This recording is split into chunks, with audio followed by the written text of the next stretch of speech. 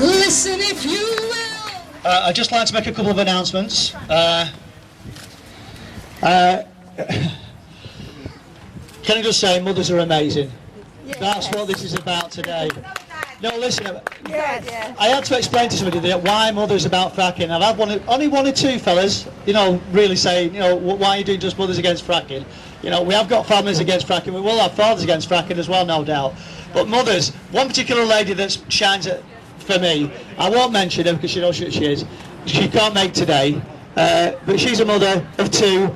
She's got a full-time job, she's doing a college course, and she's fighting fracking with every single breath that's left. Now that's exactly why there's mothers against fracking. That's why you're so potent. I mean, look at the women that see today. We've got Vanessa, God knows what you're doing next, I don't know. You're branching out on everything. You've got to Ireland. Yeah, they've got the wonderful Julie writing all the messages and the write-ups. Hello, Julie, hello. For once she's listening and not talking. I'm just saying, Julie, you've been absolutely wonderful this one. You've been a driving force behind Mothers Against Fracking as well. We've got the wonderful Tina from Lytham and from Rath as well. Fantastic orator. Any politician, any man they put in front of her will be tied. She absolutely dismantles them. Absolutely dismantles them. And I don't think there's anybody that I've seen with the better tools than you have. You listen to what they say and you... Hey, I laugh like you then. And we've got your support team as well, Julie, as well. What a team, what a formidable team you are as well. Who else have we got here who have missed out? Oh, no. The wonderful Bianca Jagger as well, been fighting for years for human rights as well. You are amazing women, absolutely amazing women. I'll tell you something, this is just the start of the movement. This is absolutely the start of the movement. The next one we're going to have, I'm going to explain, the next one we're going to have is on the 31st of May. The reason it's the 31st of May is because the 1st of May obviously is May Day. Girls, 1 minute.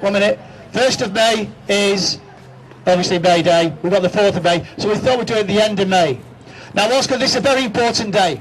We're going to call it May Day, SOS, sod off shale. Because we don't need it, we don't want it. Alright, we've got to be imaginative because we've got no money. We're taking on a multi-million-pound company. Now what's important about that? Number one is we're going to get the word out. This is just the start today. Now today, the people have turned up. They're the... You what?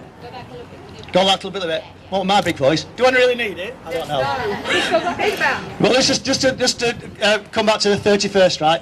What's going to happen with that one? We're going to launch a book. We've got all the information. We've got all the evidence proving that we don't need the fracking. It's now going to go in. We're going to have the book ready for today, but we want it perfect.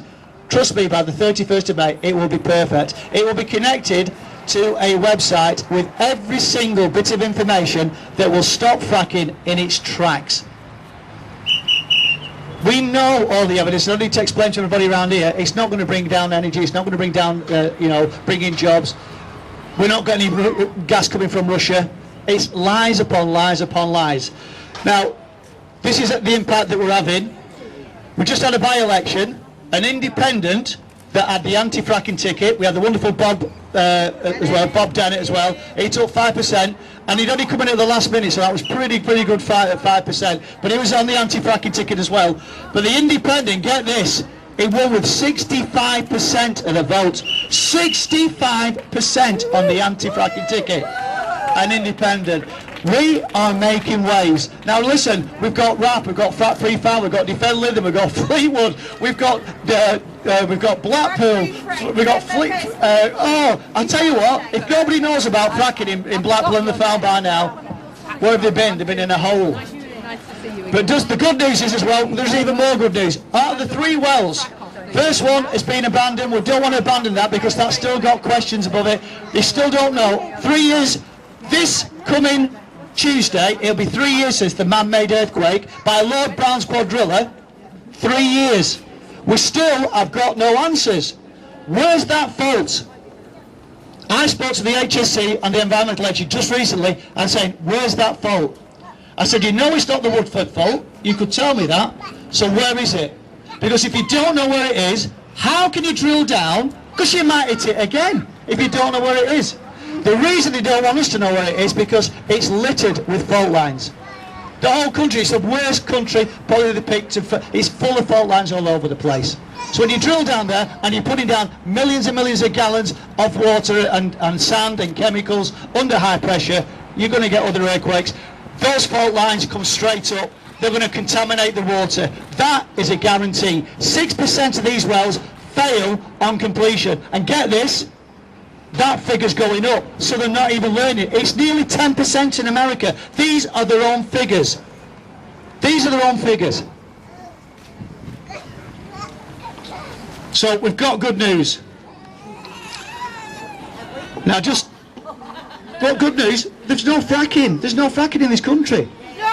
There is no fracking in this country. Frack free 14. Now that's what's going to happen. Now people, I mean, I saw Vanessa went down to Balcombe. They just coming to the end of the fracking, and she was looking at the rig, and I thought, we've got to say something profound here. So I was racking in my brain a bit. I thought, what could I say here? But it's absolutely true. We've not been slow off the mark. The earthquake gave us a wake-up call. Thank you, God.